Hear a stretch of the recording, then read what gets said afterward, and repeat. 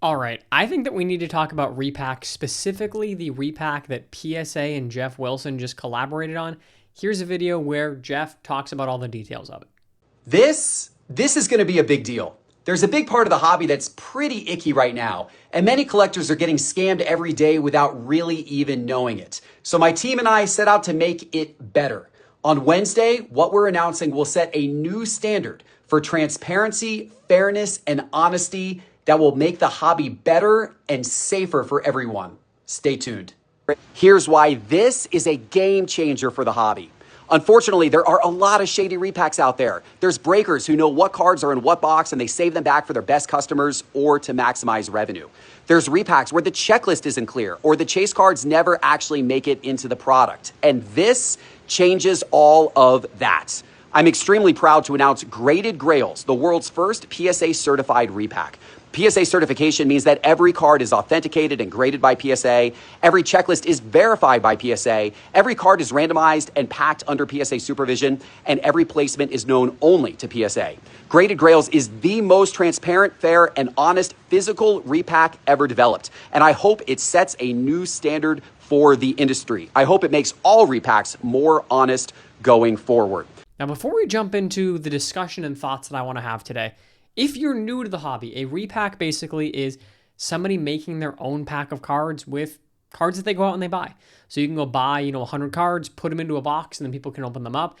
And in theory, the allure of them, the reason why you do it is that it has a higher floor. It has really good transparency in terms of, exactly what 100 cards you could potentially pull. It has really solid ceiling a lot of times. It's a fun thing. I have no problem with repacks. If you guys know, I talk about and have promoted Arena Club slab packs before and still do. I think that they're fun. I have fun buying them as a, way to rip a box with maybe a little bit less risk. But the thing that I want to talk about mainly here is this just feels like everybody is just copying and pasting and doing the exact same thing and making their own repack. Geoff talking about this, and I want to start off with saying, I like Geoff. I know there are a lot of people that have problems with Geoff, that, don't like him, etc. I have no problem with him. I think he's a super nice guy. I think that he does great things for the hobby. Whether or not he is your style, that's fine. He may not be, in the same way that, different breakers or different people or content creators may or may not fit your style. He very clearly fits a lot of people and has wide market appeal. So this is not about him. This is more so just about repacks. You have so many different companies that are doing repacks. I mean, Fanatics has their own. You've got Arena Club. You've got Courtyard. You've got Blez doing their own repack now. Backyard obviously has theirs. You've got Cards HQ and PSA. You have 1,000,001 different repacks that exist. So my big thing here is I feel like if you are going to create this new, big, amazing thing that is PSA certified, there should be actually some level of innovation that is happening. And thus far, nobody has really innovated on repacks. It is the exact same thing. I think the only real innovation that has happened recently is turning them digital and offering the buyback right then and there, which, let's be honest, that buyback makes those repack companies more money than anything. And I'm somebody who takes the buyback sometimes. But the fact that you buy a $250 pack and you pull a $100 card and you sell it back, and that's $100 that now you got back in your pocket, but they get to keep that card and they just pocketed $150 for basically letting you swipe and say open that pack. I like those innovations. I think the buyback is a positive thing. I think repacks are a positive thing for the hobby. I think that they add liquidity and are really, really important, especially in an age where boxes are becoming a worse and worse value. We talked about Topps Chrome yesterday and how I really don't think that it's, got the checklist and the value that is worth what boxes are going for. Is at my local card shop, and regular hobbies $300+. It's crazy, especially given this year's checklist. I think repacks are really a lot more foundational to the hobby and the market of sports cars in general than people give them credit for. But everybody's just doing the exact same thing. Go do something different. And I'm not saying that I'm trying to do something different. I've done a repack before for Christmas and then for opening day. It was fun. The only reason that people buy my repack versus somebody else's repack, price point, and you want to support me, or you trust me more than you trust other people. And that I get is the whole value proposition that is being presented by Geoff and PSA here, which is, hey, this is PSA certified. It is, the cards are all guaranteed graded by PSA. PSA is the one who is supervising the packing in theory, that therefore there's no way for you to have any, bad actors coming in and making sure that their friends or certain people pull the big hits, which that is something that I'm not saying that it does not happen, that it has not happened, etc. But as somebody who does this full time as a job that pays my bills, something that I don't get in that theory of people trying to, juice boxes or, rig it so that the right person gets the right card. If you are doing that, you are actively alienating your customers. If you're doing a repack right, you have your profit margin built in already. I know most people will say, be pretty transparent, that they sell their repack at, 115, 120% comp.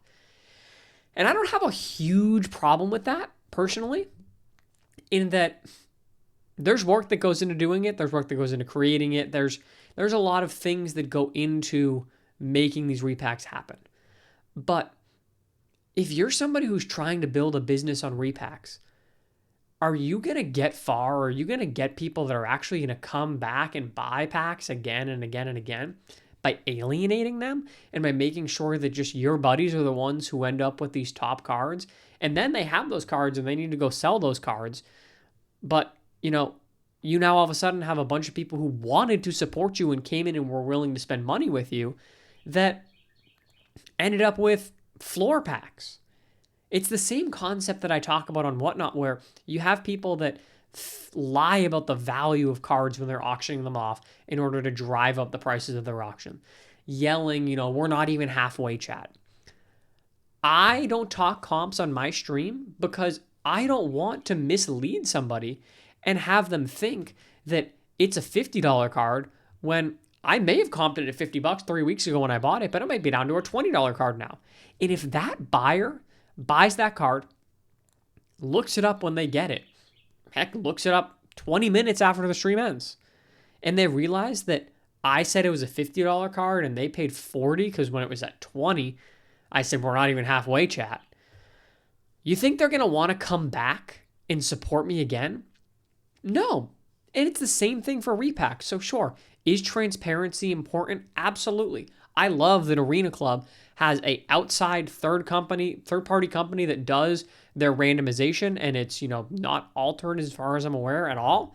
It is completely outside of the company that does the random number generator to determine who wins it, and they're super transparent about the exact odds that you can pull a card. If you're hitting a chase, you got generally a 2% chance to hit a chase card. And there are still good cards in, the general pack that can provide value. But if you're hitting a chase card, it's a 2% chance. If you're hitting the grail, it's a 0.1% chance. It's a random number generator. That's all that it is. They are transparent. They use a third-party company to do it. And that's great. But if you're going to come and you're going to say, we are the safest, most trustworthy person because PSA is the one who's, grading the cards and packing them up, why is that any more trustworthy than any other big major company that does this? In all reality, all that you're doing is saying, hey, trust my brand over their brand, which, hey, I do that all the time. I know that I make money selling cards because people trust my brand and trust me over other sellers. And that's fine. But don't sell it as this huge innovation and change and, the thing that is shaking the hobby and the newest, greatest thing. It's the same exact thing. And yeah, it's a physical repack versus a digital one. Hit Parade has been doing physical repacks for decades, it seems like. They have full checklists. They tell you exactly what you can hit. It's nothing new. And I'm, again, for repacks, but if you're going to do a repack, if you are somebody who wants to seriously start a repack company, which I don't think is a bad idea, they are huge in the hobby and they are not going anywhere. Find a way to truly innovate. Find a way to do something that nobody else has done. The digital repack was something that, Arena Club and Courtyard.io really were the first ones to do that as far as I'm aware. That was an innovation. The 90% buyback, I believe Courtyard was the first one to do that. That was an innovation. But just saying we've got a physical repack that PSA is packing, No, there's nothing different about that, and there's nothing special about that. If you want to support Geoff, great, all the power to you. If you love PSA and you're a PSA fanboy, great, all the power to you. But they're not doing anything different than any other repack. If anything, I actually think that the physical side still leaves some questions to be held in terms of, the right cards going to the right person, as well as people have talked about this additionally. If PSA is grading all of these cards for the repacks, is PSA then is incentivized to give cards a higher grade than maybe they deserve? Maybe. I'm not a conspiracy theorist. I'm not somebody who's trying to, push that, talk about that. I'm just saying, if you want to innovate, if you want to push and say we are doing something new that the hobby has never seen, actually do something new.